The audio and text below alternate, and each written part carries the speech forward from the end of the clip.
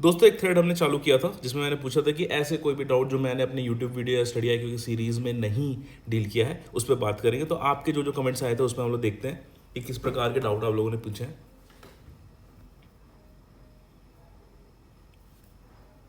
ठीक है।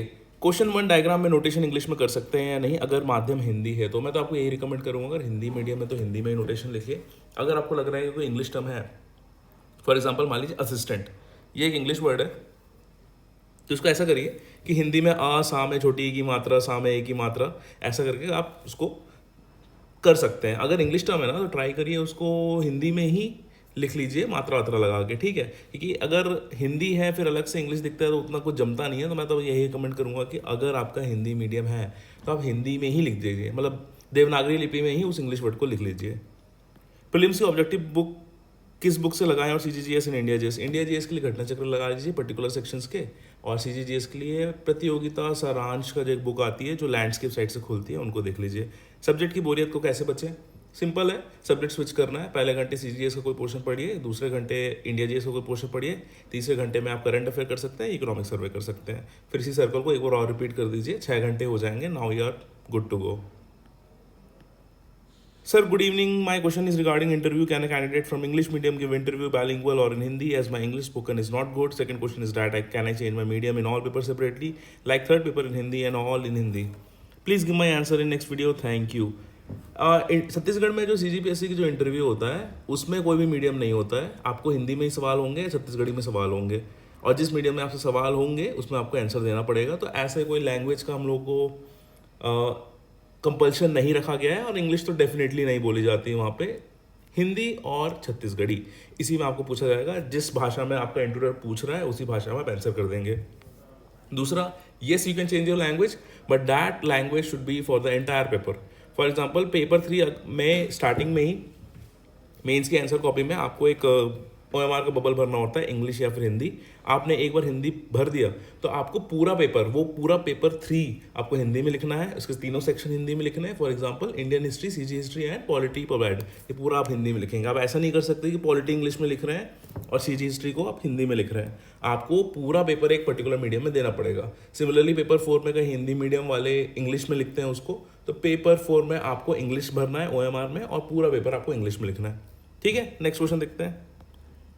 नवंबर से पहले सिलेबस कैसे कंप्लीट करें? इसका एकदम सिंपल साफ जवाब है, अपने जांगर ले। ठीक है, आपको क्या करना है कि आपको प्लान करना है उस चीज़ों को, और उसके हिसाब से आपका कैसे कैसे सिलेबस कवर करना है आपको देखना पड़ेगा। मेहनत करनी पड़ेगी अगर नवंबर तक आपको करना है। इसमें मैं आपको, आपकी क्या पोजीशन है, आपका क्या स्टेटस है, आपके कितने नोट्स प्रिपेयर हैं, वो अपने हिसाब से आप बहुत अच्छा जानेंगे। एक पेपर निकालिए और देखिए कौन से पोर्शन इंपॉर्टेंट है और बचे हुए हैं, उस हिसाब से अपना टाइम अलॉट करके डेली बेसिस में आप प्लान कर सकते हैं। Sir we are waiting for a philosophy videos, time मिलेगा बिल्कुल बनाएंगे। Hi sir, my question is government scheme इस साल की देखेंगे ही और फर्स्ट ईयर की भी देखनी चाहिए। एसए में सीजी सेक्शन के एसए को कैसे प्रिपेयर करें? एसए की वीडियोस बता दिए।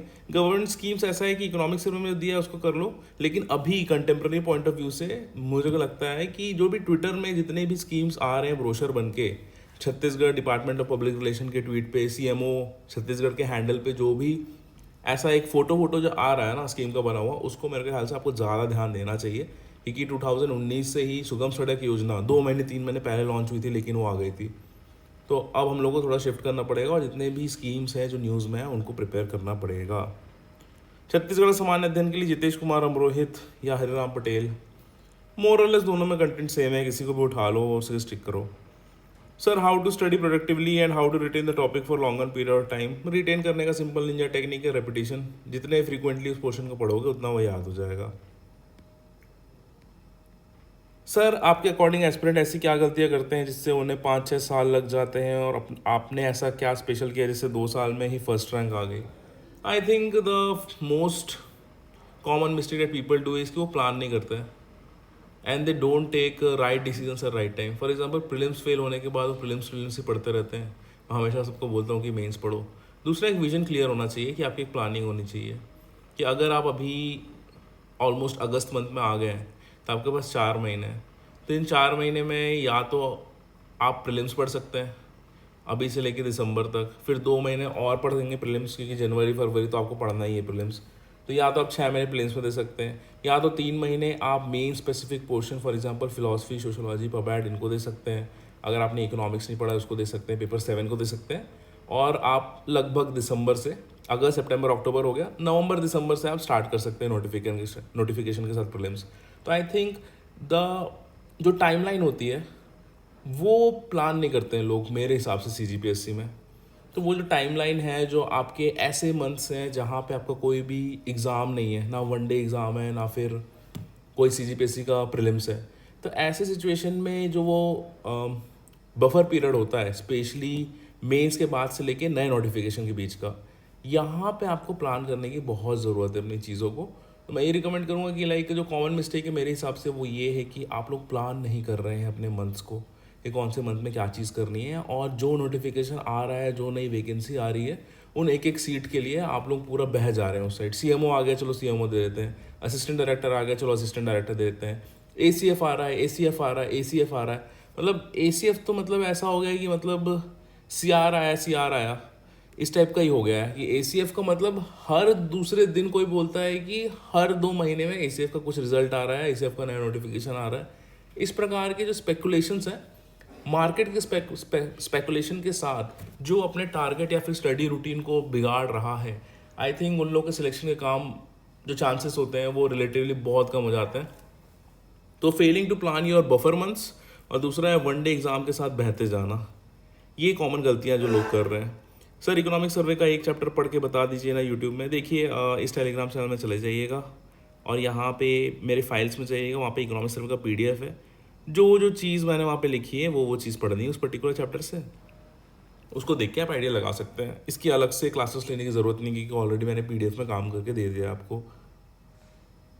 इंटरव्यू हिंदी में दे सकते हो और एक पेपर के लैंग्वेज में देना होता है, चाहे वो हिंदी हो English, applicable to all paper. Okay ठीक है, ये उन्होंने आंसर करने की कोशिश करी है किसी ने।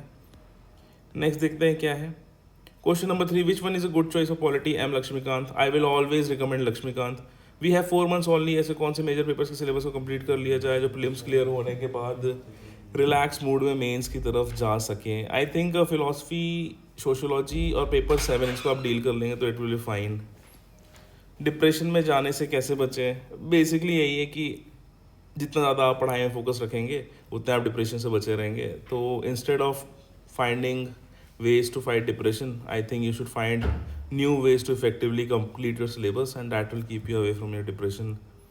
वीकली मेंस के पेपर वाइज टेस्ट में सर नोट्स बनाते हुए पढ़ने के कारण दूसरे सब्जेक्ट छूट जा रहे हैं और लास्ट 2 days में प्रेशर ज़्यादा होता है कि टारगेट कंप्लीट नहीं हो पाया, तो टेस्ट में परफॉर्मेंस भी अच्छी नहीं रहती, तो ना नोट्स कंप्लीट हो पा रहे हैं इस चक्कर में। आई थिंक उस नोट्स को कंप्लीट करके हफ्ते भर में रटना इज़ नॉट पॉसिबल। तो आप ऐसा कर लो कि अभी मीनवाइल जो चीज़ें चल रही हैं उसमें टेस्ट सीरीज को as a tool to complete your notes ये कर सकते हो, क्योंकि हफ्ते भर में मेजर जो पोर्शन है वो कंप्लीट हो जाएंगे। तो आई विल रिकमेंड कि जो मेजर पोर्शन है उसको आप कंप्लीट कर लीजिए।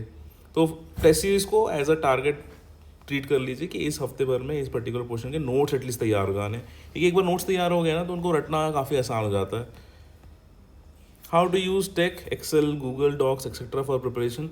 आई थिंक गूगल डॉक से करंट अफेयर मेंटेन करने में काफ़ी हेल्प होती है, कि साल भर के जितने भी CG और इंडिया के करंट अफेयर्स होते हैं वो टॉपिक वाइज अगर आपके पास एक डॉक में है तो काफ़ी कंटेंट आ जाता है आंसर राइटिंग और ऐसे के लिए।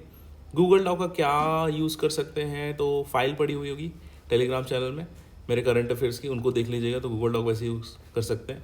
Excel is for basically analysis. For example past year question की जो चीज़ें हैं वो मैंने एक्सेल में ही बनाई है, तो थोड़ी सी गधी मेहनत है, लेकिन आई थिंक ये लॉन्ग टर्म में बहुत ज़्यादा पे ऑफ करता है गूगल डॉक में करंट अफेयर मेंटेन करना और एक्सेल से पास्ट ईयर क्वेश्चन मेंटेन करना। तो how to use, I think excel में एक टेबल सॉर्टिंग टाइप की होती है जिसमें आप portion wise, mark wise, year wise देख सकते हैं कौन से पेपर है, तो इसमें टेबल सॉर्टिंग का जो चीज़ है वो आप सीख सकते हैं। गूगल डॉक्स में कुछ नहीं है, हेडिंग डालनी है और जस्ट उसमें एंटर करते जाना है साल भर और रिवाइज करते जाना है रोज़, और उसमें वहाँ पे आप फाइल में जाके देखेंगे तो एक व्यू हिस्ट्री ऑप्शन होता है, तो उसे रिवाइज करने में काफ़ी मदद होती है। तो 2 चीज़ें, एक्सेल में टेबल सॉर्टिंग और गूगल डॉक में एक वर्जन हिस्ट्री वाला ऑप्शन मिलेगा, उससे हेल्प हो जाती है। Sir what are the best ways to justify gap years in the interview? Usually gap years तो नहीं बोलते हैं, कि अगर कोई स्टेट PSC में आ रहा है तो यूजुअली इसका 2nd-3rd अटैम्प्ट होता है, एंड अगर कोई UPSC पहले अटैम्प्ट कर रहा होगा तो ऑलरेडी वो अपने 5-6 ईयर्स एक्सहॉस्ट करके ही आता है। तो इट इज़ वेरी ऑब्वियस कि स्टेट सर्विस में थोड़े से गैप ईयर्स होंगे from your graduation to your selection. तो गैप ईयर्स पे तो ऐसे कोई क्वेश्चंस नहीं है। दिस इज़ नॉट MBA या फिर कॉलेज का प्लेसमेंट नहीं है कि आपसे पूछे कि ड्रॉप ईयर क्यों लिए थे। तो इट इज़ वेरी नॉर्मल कि सिविल सर्विसेज में ड्रॉप ईयर्स होते हैं। जैसे कि आप प्रिपेयर कर रहे थे CGPSC के लिए, इतना ही स्ट्रेट फॉरवर्ड, ज़्यादा घुमाने की ज़रूरत नहीं है इसमें। सर पेपर 1 लैंग्वेज में जो क्वेश्चन रहते हैं जैसे वाक्य शुद्धि, हिंदी, अनुवाद एक्सेट्रा, इसमें आंसर 100% करेक्ट रहेंगे तभी नंबर मिलेंगे क्या? आई मीन फॉर एग्जांपल वाक्य शुद्धि वाले क्वेश्चन में 2 मिस्टेक्स हैं और हमने आंसर में सिर्फ एक ही करेक्शन ही अप्लाई करके आंसर लिखा है, तो वहाँ पूरा कट हो जाएगा कि कम से कम आधा नंबर मिलेगा। एटलीस्ट जो एक करेक्शन किए हैं, आई होप मेंस सही से समझाए हो अपना डाउट। ओके, तो आपका ये कहना है कि लैंग्वेज में आपने आधा करेक्ट आंसर दिया है तो उसमें आपको नंबर मिलेंगे या नहीं मिलेंगे? I think it depends on teacher. कई लोग बहुत लीनियंट होते हैं तो आधे नंबर दे देते हैं, कई लोग नहीं होते हैं तो फिर वो काट देते हैं। फॉर एग्जाम्पल 1 वर्ड सब्स्टिट्यूशन है, अब उसमें ऐसा है कि गायनेकोलॉजिस्ट लिखना है आपको, तो आपने गायनेकोलॉजिस्ट लिखा है लेकिन स्पेलिंग गलत लिख दी है। तो नाउ इट विल डिपेंड कि अगर वो 1 मार्क्स का क्वेश्चन है या 2 मार्क्स का क्वेश्चन है तो उसमें पूरे नंबर देगा आपको या आधा नंबर देगा या 0 नंबर देगा। तो I think that will depend on examiner. तो ये बहुत ही सब्जेक्टिव मैटर है, तो उसमें ऐसा कोई हार्ड एंड फास्ट रूल नहीं है। सर 1 डे एग्ज़ाम में फोकस जा रहा है मेंस और 1 डे एग्ज़ाम दोनों को कैसे बैलेंस करें या सिर्फ मेंस में कंसंट्रेट करें, प्लीज़ सजेस्ट। देखिए प्रीलिम्स क्लियर होता है तो उसमें लगभग 1800 लोग लिखते हैं मेंस, या फिर 1500 या 3000 लोग लिखते हैं। अब जब CGPSC प्रीलिम्स जैसे बेसिक एग्जामिनेशन में आप टॉप 1500 या 3000 में नहीं आ पा रहे हो, उसके बाद आप बोलोगे कि 1 डे एग्ज़ाम में जो 3-4 वैकेंसी निकल रही है उसमें मैं टॉप कर लूँगा, तो I think it is very unrealistic. अगर मैं आपकी जगह होता तो जहाँ पे सिलेक्शन के चांसेस ज़्यादा हैं वहाँ पे फोकस करता। एंड 1 डे की कोई डेडिकेटेड तैयारी नहीं करता है। दिस इज़ नॉट SSC या फिर कुछ ऑब्जेक्टिव एग्जामिनेशन जो होते हैं बैंकिंग के, इस टाइप का नहीं होता है। छत्तीसगढ़ में जो पैटर्न होते हैं वो कब आते हैं कब चले जाते हैं, व्यापम के, CGPSC के 1 डे वाले नोटिफिकेशन, तो आई डोंट थिंक सो कि उसमें इन्वेस्ट करने लायक है।